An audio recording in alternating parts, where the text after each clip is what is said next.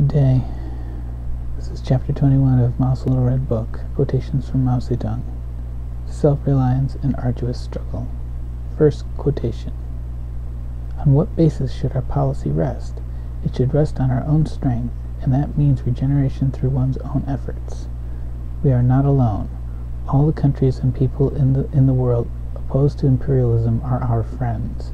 Nevertheless, we stress regeneration through our own efforts. Relying on the forces we ourselves organize, we can defeat all Chinese and foreign reactionaries.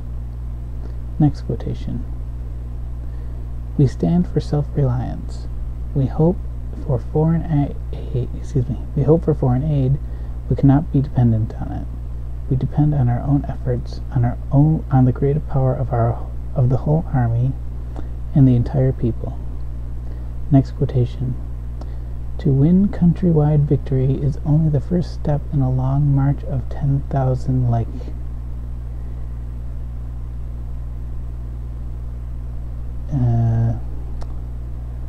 My copy terminates there. The Chinese Revolution is great, but the road after the revolution will be longer, the work greater and more arduous. This must be made clear now in the party.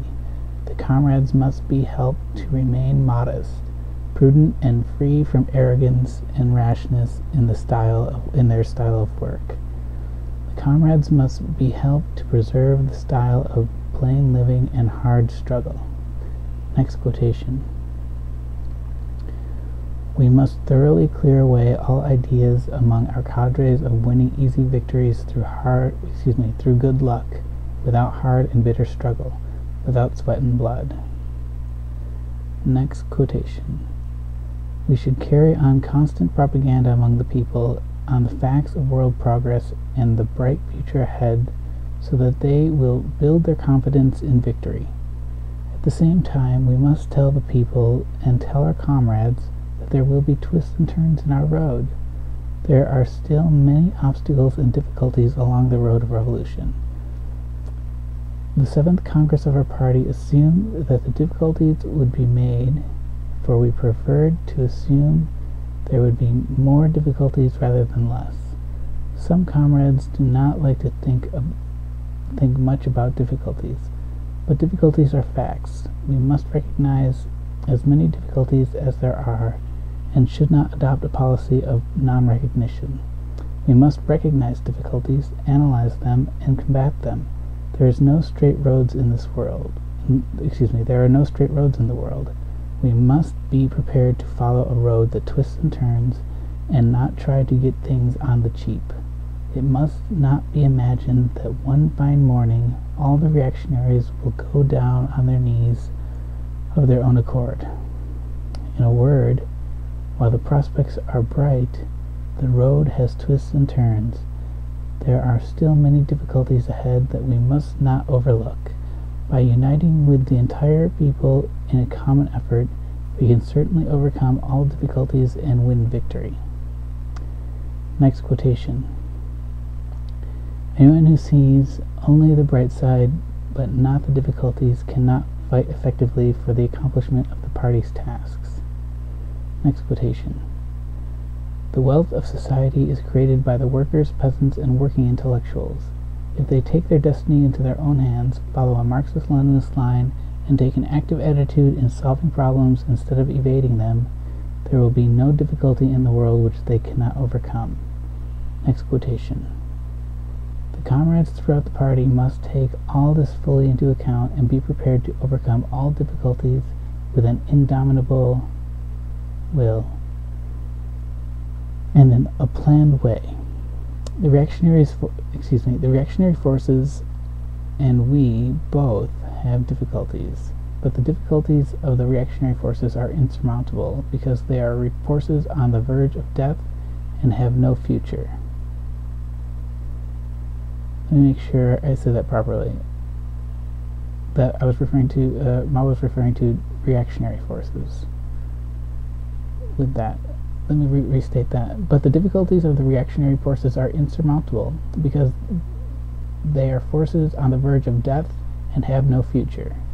I'm going to repeat this entire quotation one more time.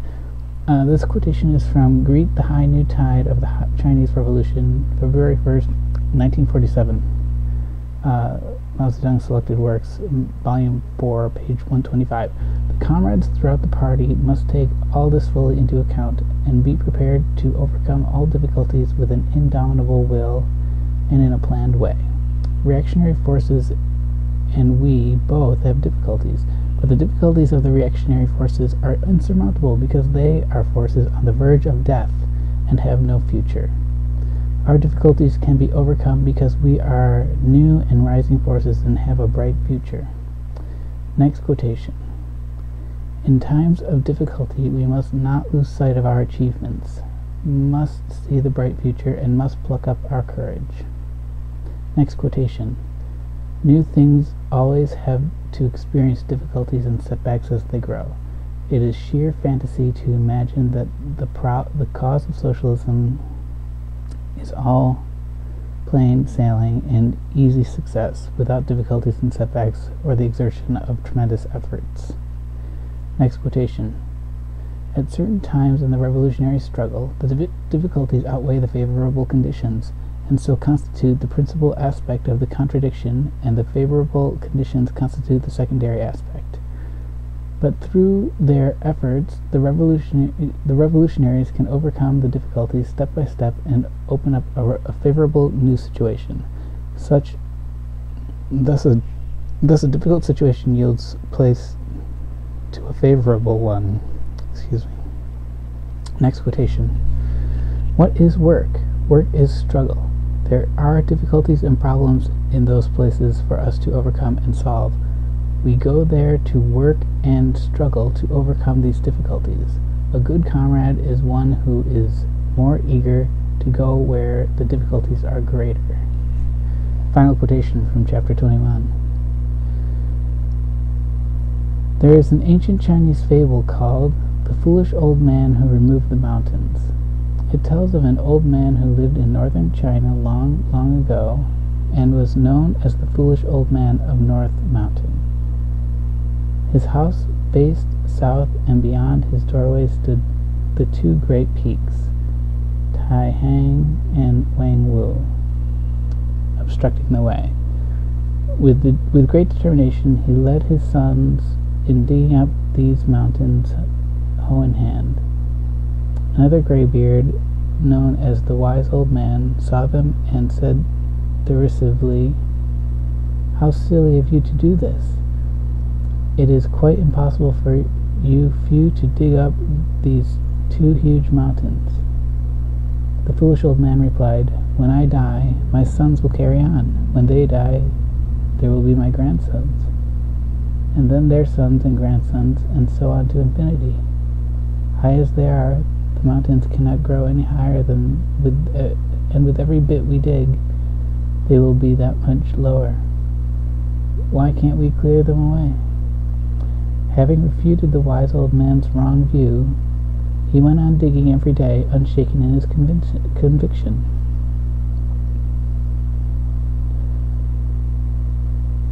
This moved God, and he sent down two angels who carried the mountains away on their backs. Today, two big mountains lie like a dead weight on the Chinese people. One is imperialism, and the other is feudalism.